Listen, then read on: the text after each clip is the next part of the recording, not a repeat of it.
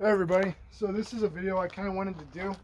I want to explain to you my first outing, the first event I ever did with the Chuckwagon, and the first event I ever did ever. And just in case you want to do your own vendor business or anything, these are some things that I learned on my first event. These are some things I'll like to go over with you. So these are split up into three categories. So these are going to be honorable mentions, lessons I learned on my first event, and then things that are hard to believe. So we're going to start with the middle. Then I'm going to do things that are hard to believe, and then I'm going to do honorable mentions. So, number one of things that I learned is know your appliances. So, I had a coffee maker that I got, and I didn't put the stem down right. So, it makes hot water really well. It makes hot water up to 146 degrees. But as I tried to make coffee with it the first time, it didn't do the drip properly, so it just made hot water. And I didn't actually make coffee. So, what I did is I actually poured the hot water into a little glass and I poured it onto the coffee grounds. I repeated that cycle a couple times. Eventually made coffee, but it was just one of those things that I didn't bother to even try to figure out how it worked. It was I got to work later, like in my house, but it's just one of those things. Another thing is that I wired my fryer. I worked the night before, but the day of my event, my fryer didn't work. I'm expecting a wire went loose. I'm gonna have to go back and look at it. But just keep in mind, before you go out, try to make sure your appliances work. And what else happened? So my soup warmer, I never used it before. I used it my first time at the event. I didn't realize it took like around 3 hours for it to heat up my soup. It like ridiculous time to heat up my soup. And there was some times where like I couldn't even serve my chili. It was stupid. Well, anyway, let's make sure you know your appliances before you do this. Number two, if you don't know the specifics of the event you're going to, underestimate the reason why I said that. Because the organization I was dealing with, at first they're like, oh yeah, there's 500 people in my event, but only probably 200 to show up. And so that's in my mind. That's why I had it planned. I only wanted to. I thought that 200 people were going to show up. Later on, it was like, oh, do you know what? Only 80 people are going to show up, and it might rain that day, so not a whole lot of people might show up. Uh, so they started me off like a really big number, and then as time went on, it's like the people showing up less and less. So that's something I kind of want to tell you guys is that if you don't know specifics, lowball it, because I ended up wasting a lot of money because I was expecting to sell to 200 people. But lesson learned. And if you're curious, I only sold like 36 meals. So I only invented the 36 people in total. Stupid. Okay, so next one, number three, is don't let customers hold you down or waste your time. The reason why I said that is so number three, and number four are kind of connected to each other. But the reason why I say that is because you're your own boss, essentially. Where I get my food experience is that I probably had like 4 or 5 years in food service. So either working at a burger place or working at restaurants. I also served probably about 8 months as like a shift supervisor at a Cashmere Fried Chicken. So I was used to like customer service type stuff. Like if you have to deal with the customer, be friendly and stuff. Which you should always do is be friendly. But I'm just letting you know, people are not the best people out there, and they will try to take advantage of you. Most people I was serving us were nice. I was saying like yes sir and no sir to this one person, and he kind of looked at me and was like, "Don't call me sir." Uh, that might sound rude, but I was kind of glad he did it because that really sank into my mind that I don't have to be overly nice to these people, and I don't think these people want me to be overly nice to them. I'm not at that expect. I don't have to do that whole customer service expectation. And also, if I do, people might take advantage of me. This one lady came up. She was really nice. She was really nice, and she was. I kind of mentioned her in my first video. She was kind of like, "Oh, where do you get this? Where do you get that? All this stuff." She was talking to me, but she was taking a bunch of time, wasting my time.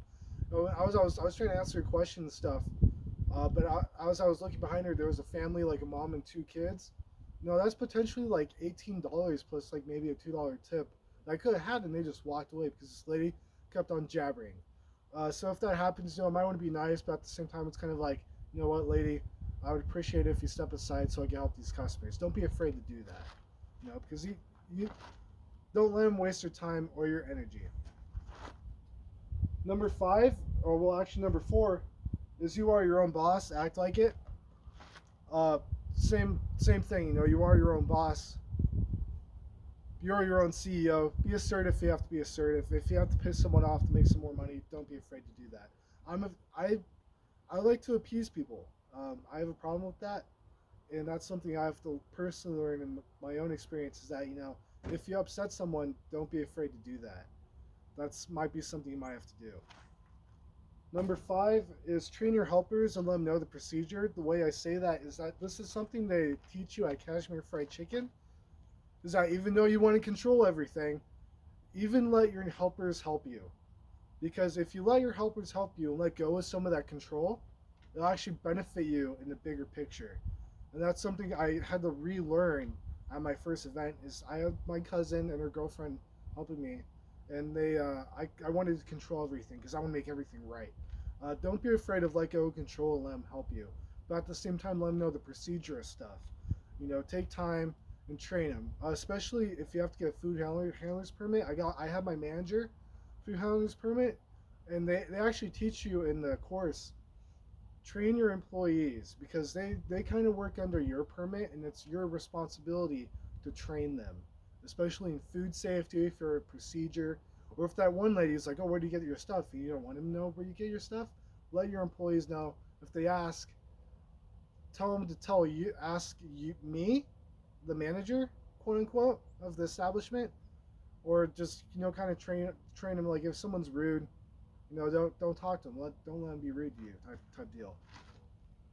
So things that are hard to believe that I was kind of told, but I relearned during this event, is that people don't care if you're legal or not. And the reason why I made that is that this one lady in the health department was kind of like, you know what? People don't really care if you're food legal or not. If they see a hot dog truck or vendor, they'll go to them and ask to buy food. They don't care if you're safety certified in anything. And I'm just like, what? No, that can't be true. But it's true. This is an experiment I might want to do later on, or if you guys want to do at some time, is that take like a little propane stove or like a what do you call them, a blacktop grill, and just walk down the street. Just walk down a very public street and try to sell food with no permit or nothing. I bet you're gonna make sales. I might do that in Fernley, but I don't know. That's for a later date. It's all 2020. Can't do that right now, so probably later. It's an experiment I like to try. Or if you want to try it yourself. Make a video about it and tell me how it was, or link me to your video so I can see it myself. Number two for that is it's easier for people and for government to tell you no than it is to tell you yes. It's kind of a broken system, but if you're trying to get like, oh, what can I get away with? I don't know. If you're trying to read rules and regulations, it's far easier for them to tell you no than to tell you yes. And let me elaborate on that. So, like, if you're not sure about something and you're trying to get answers, most likely they're not going to give you answers.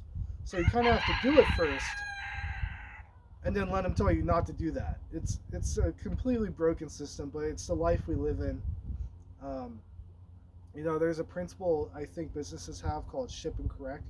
Put something out there. If someone tells you no, well, put something out there. Keep on doing it. If someone tells you no, you can't do that, then don't do it. But sometimes, if you ask questions to government agencies or something, they don't want to tell you straight up. But it's kind of broken. I wish that wasn't the case, but it's true. The other one is don't be shy to increase your prices. With the whole hot dog things, I was kind of curious where, um, I was factoring in how much I should charge for a hot dog. I asked my aunt. My aunt's like, oh, I would never pay $3 for a hot dog. But for me to make a decent amount of profit, like a 40% profit margin with the materials I have, it would be the lowball that number. I'll have to sell a hot dog for around $3.50. But that's because I use vegetables like tomatoes and onions. So you get like a slice of tomato cut in half, and then probably some onions with your hot dog, if you want everything on it. So that's why I charged that $3.50. Although I did charge $4 a hot dog at my event, and people were willing to pay $4 for a hot dog. I don't know if I'm doing them a favor by not having my customer deal with change where it's just straight $4 for a hot dog. They don't have to deal with quarters. There might be some people where they take that 50 cents a hot dog personally, and I might have to charge 350. That's something I'm gonna have to figure out in the future. So some honorable mentions are knowing the location of the event. The reason why I say that is because I'm gonna go over here actually. So the reason why I say that is because the event I was going to, they didn't directly tell me where it was or the location, and I got there and it ended up being like this strip mall type place, and it was like this really small little building in this little strip mall, and they wanted me to park right in front of it. Well, with my generator and my trailer, that's I'm gonna take up a lot of space. And also I didn't want to disturb the brick and mortar businesses around that event because obviously my generator would be running. It would create a lot of noise. Maybe the exhaust from my generator will get into their business. They might not appreciate that. But also, I'm a food truck. Even though I was being asked by that event to show up, there were some restaurants around me, and I didn't think they would appreciate me being there. They didn't say anything, and actually, they said nice things later. They were some of the business owners were nice people, but I didn't want to park in front of their brick and mortar and just be inconsiderate. And that's what the event wanted me to do. That's what they wanted me to do. I told the people running the event, and he's like, what? I'm not going to do that. And I just kind of went into the greater parking lot. I'm like, just tell them to come out here. I probably got less sales because of that. But at the same time, I didn't want to be inconsiderate of the people around me. So kind of know the layout of your event. Number two, this is kind of generated towards me. Uh, the reason why I say bring sweet chili sauce is because I was serving lumpia. I served my lumpia with a ponzu sauce, but later I found out it might be better to serve it with a sweet chili sauce. Serve the ponzu sauce, but serve the sweet chili for like 50 cents a container because I probably would have got more sales if I advertised I have sweet chili sauce with my lumpia. That's more centric to me, but if you want to serve lumpia or something, that might be something to think of. And then number three is don't be afraid to ask someone to handle money for you. The reason why I say that is especially if you have a line at the event you're showing up at, you might want to recruit somebody, either if it's like your nephew or your neighbor's kid or something, or even your friend. Try to bring someone along that can handle money, so that way you can just focus on the food, not have to worry about the whole money and then touching food. Especially with the whole times of 2020, people are really sensitive where you're touching. Some people don't care, but it's the follow the health rules accordingly. You don't want to be touching food because touching money, because after you touch money, you're supposed to wash your hands and put on gloves and touch food. But in reality, sometimes that's kind of hard to do. You should do it, but it's kind of hard. So that's why I say bring someone who handle money. So I just kind of want to do a video to show you what I learned at my first event. I hope this video is very helpful to you. And please like and subscribe. Thank you.